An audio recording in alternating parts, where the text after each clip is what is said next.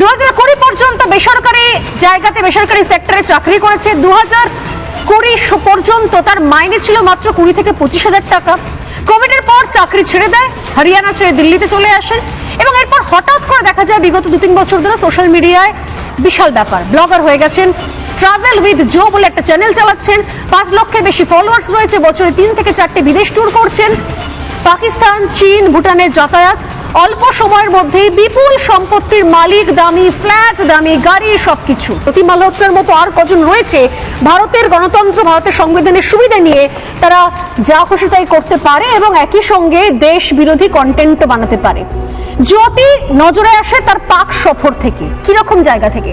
2022-এ প্রথম পাক সফর করে জ্যোতি মালহোত্রা।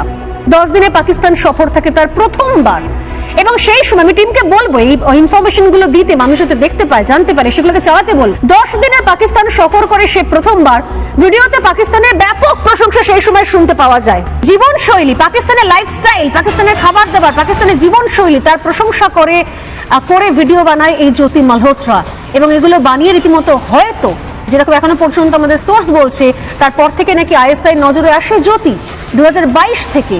এবং এরপর যেগুলো সামনে আসে তা হচ্ছে তার সঙ্গে ঘনিষ্ঠ হয় পাকিস্তানের যোগাযোগ। কিভাবে?